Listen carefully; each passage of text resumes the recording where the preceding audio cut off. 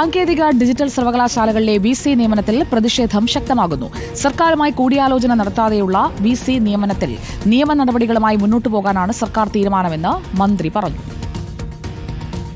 അദ്ദേഹം vice chancellor നിയമനത്തിൻ്റെ കാര്യത്തിൽ യാതൊരു വിധത്തിലുള്ള ആലോചനകളും സ്റ്റേറ്റ് ഗവൺമെൻറ്റുമായിട്ട് നടത്തുന്നില്ല എന്ന് മാത്രമല്ല, KTUവിൻ്റെ ആക്റ്റിൽ പ്രത്യേകം പറഞ്ഞിട്ടുള്ളതുപോലെ സംസ്ഥാന ഗവൺമെൻറ് നൽകുന്ന പാനലിൽ നിന്ന് നിയമിക്കുക എന്നുള്ള കാര്യം അദ്ദേഹം അതിന് വിരുദ്ധമായ നിലയിലാണ് നിലപാട് സ്വീകരിച്ചത്. അപ്പോൾ ഈ ഉന്നത വിദ്യാഭ്യാസ മേഖലയിൽ നടത്തേണ്ടുന്ന ഇടപെടലുകളെ സംബന്ധിച്ച് അദ്ദേഹം എടുക്കുന്ന എല്ലാ സമീപനങ്ങളും വ്യവസ്ഥാപിതമായ കാര്യങ്ങൾക്ക് നിരക്കുന്നതല്ല. സർക്കാർ അതിൽ നിയമപരമായിട്ടുള്ള നടപടികളിലൂടെ തന്നെ മുന്നോട്ട് പോകാനാണ് ഇപ്പോൾ ചിന്തിക്കുന്നത്. ഇതിനിടെ സർവകലാശാലയിലെത്തിയ വിസിയെ SFI പ്രവർത്തകർ തടഞ്ഞു. ഗവർണർക്കെതിരെയും വിസിക്കെതിരെയും മുദ്രാവാക്യം മുഴക്കിയാണ് പ്രതിഷേധം.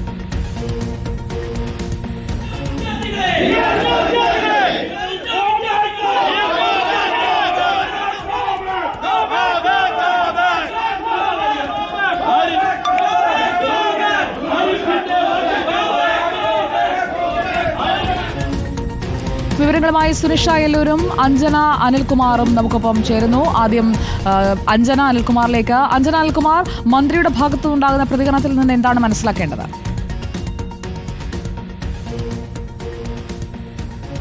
സുജയ, ഉന്നത വിദ്യാഭ്യാസ മന്ത്രി R. ബിന്ദു ഗവർണർക്കെതിരെ ആഞ്ഞടിച്ചിരിക്കുകയാണ്.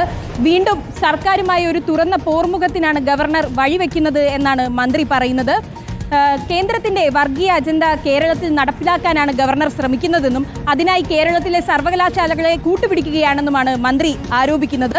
ഇതിൽ മന്ത്രി പ്രത്യേകം എടുത്തു പറയുന്ന കാരണം എന്തെന്ന് വെച്ചാൽ, ഈ സർവകലാശാലയിൽ ഒരു ഭരണ പ്രതിസന്ധി ഉണ്ടായിരുന്നു. ഒരു മാസക്കാലത്തോളം അങ്ങനെ ഒരു ഭരണ പ്രതിസന്ധി നിലനിന്നിരുന്നു. അപ്പോഴൊന്നും നടത്താതിരുന്ന ഒരു നിയമനം ഇപ്പോൾ ധൃതിയിൽ നടത്തിയിരിക്കുകയാണ്. അതിൽ തന്നെ അസ്വാഭാവികതയുണ്ട് എന്നാണ് മന്ത്രി പറയുന്നത്. കൂടാതെ സർക്കാരുമായി യാതൊരുവിധ കൂടിയാലോചനയും ഇതിൽ നടത്തിയിട്ടില്ല, സർക്കാരിന്റെ അഭിപ്രായം തേടിയിട്ടില്ല. അങ്ങനെ ഒന്നും തേടാതെയാണ് ഇപ്പോൾ ഈ നിയമനം നടത്തിയിട്ടുള്ളത്. അതിൽ എന്തായാലും സർക്കാരിന് പ്രതിഷേധമുണ്ട്. സർക്കാർ നിയമ നടപടികളുമായി മുന്നോട്ട് പോകും. മാത്രവുമല്ല, മന്ത്രി പറയുന്നത് വെച്ച് കേരളത്തിലെ സർവകലാശാലകളിലുള്ളത് ഒരു സെക്യുലർ അറ്റ്മോസ്ഫിയർ ആണ്. അതിന് വിരുദ്ധമായ രീതിയിൽ ഒരു പ്രവർത്തനവും അനുവദിക്കുന്നതല്ല. ഗവർണറുടെ ഭാഗത്തു നിന്നും ഇപ്പോഴുണ്ടായിരിക്കുന്ന ഈ ഒരു നിയമനം അനുവദനീയമല്ല എന്നാണ് മന്ത്രി പറയുന്നത്. കൂടാതെ ഇതിൽ എടുത്തു പറയേണ്ട മറ്റൊരു കാര്യം എന്തെന്ന് വെച്ചാൽ, ഗവർണർക്ക് ഭരണഘടന നിശ്ചയിച്ചിരിക്കുന്ന ഒരു ഫ്രെയിംവർക്ക് ഉണ്ട്. അതിന് വിരുദ്ധമായാണ് ഇപ്പോൾ ഗവർണർ പ്രവർത്തിച്ചുകൊണ്ടിരിക്കുന്നത്. ഗവർണറുടെ പ്രവർത്തനം സർവകലാശാലകൾക്ക് ഗുണം ചെയ്യില്ല എന്നാണ് മന്ത്രി ഉറച്ചു പറയുന്നത്. സുജയ. ഓക്കെ, സുനിഷ അയലൂർ കൂടി നമുക്കൊപ്പമുണ്ട്. സുനിഷ അയലൂർ, ഗവർണർക്ക് നേരെയുള്ള പ്രതിഷേധം അത് കടുപ്പിക്കുന്നു. വിസി എത്തുമ്പോഴുള്ള പ്രതിഷേധ കാഴ്ചകൾ എങ്ങനെയാണ് കാര്യങ്ങൾ? സുജയ, അത് തന്നെയാണ്. ഗവർണറുടെ ഇത്തരം നടപടികൾക്കെതിരെ പ്രതിഷേധം ശക്തമാക്കിയിരിക്കുകയാണ് എന്നതാണ്. ഇപ്പോൾ നേരത്തെ ഈ KTU VC ആയി ചുമതലയേൽക്കാനായി ഇവിടെ VC എത്തിയ K. ശിവപ്രസാദ് എത്തിയതിനു ശേഷമായിരുന്നു ഇത്തരത്തിലൊരു പ്രതിഷേധം ഈ KTU സർവകലാശാലയിൽ കാണാൻ കഴിഞ്ഞത്. അനധികൃതമായി VCയെ നിയമിച്ചു എന്നാരോപിച്ചുകൊണ്ട് SFIയുടെ പ്രതിഷേധമായിരുന്നു ആദ്യം ഉണ്ടായിരുന്നത്. VCയെ ചുമതലയേൽക്കാൻ സമ്മതിക്കില്ല എന്നത് തന്നെയായിരുന്നു അവരുടെ മുദ്രാവാക്യങ്ങളുമായി ഉയർന്നത്. ഗവർണർക്കെതിരെയും VCക്കെതിരെയും മുദ്രാവാക്യമുണ്ടായിരുന്നു. ഇപ്പോൾ KTU സർവകലാശാലയുടെ മുന്നിലായി ഇടത് ജീവനക്കാരുടെ നേതൃത്വത്തിലുള്ള ഒരു പ്രതിഷേധമാണ് കാണാൻ കഴിയുന്നത്. അതായത് ഇത്തരത്തിൽ അനധികൃതമായിട്ടുള്ള നിയമനം അത് നടപ്പാക്കാൻ സമ്മതിക്കില്ല എന്നതാണ് പറയുന്നത്. ഒപ്പം തന്നെ ഗവർണർക്കെതിരെയും ചാൻസലർക്കെതിരെയും മുദ്രാവാക്യങ്ങൾ ഉയർത്തിയുള്ളൊരു പ്രതിഷേധം. നേരത്തെ KTU സർവകലാശാല VC ആയി സിസ തോമസ് ചുമതലയേൽക്കുന്ന സമയത്തും ഇതേ രീതിയിലുള്ളൊരു പ്രതിഷേധം SFIയുടെ ഭാഗത്തു നിന്നും ഇതേപോലെ ഇടത് ജീവനക്കാരുടെ ഭാഗത്തു നിന്നും ഉണ്ടാവുകയും ചെയ്തിരുന്നു. അതിന് പിന്നാലെ തന്നെ ഇത്തരത്തിൽ ചാൻസലർ എന്ന പദവിയിൽ ഇരുന്നു കൊണ്ട് ഇത്തരത്തിൽ ഈ ഹൈക്കോടതിയുടെ ഉത്തരവിനെ അടക്കം മറികടന്നാണ് ഈ ഗവർണർ ഇത്തരത്തിലുള്ള നിയമനം നടത്തുന്നത് എന്നൊരു ആരോപണമാണ് പ്രധാനമായും ഉയർന്നുകൊണ്ടിരിക്കുന്നത്. ഈ നേരത്തെ അഞ്ജന സൂചിപ്പിച്ചതുപോലെ ഈ ഒരു മാസമായി VC ചുമതല ഒഴിഞ്ഞു കിടക്കുകയായിരുന്നു KTU ഡിജിറ്റൽ സർവകലാശാലയുടെ കീഴിൽ. പക്ഷേ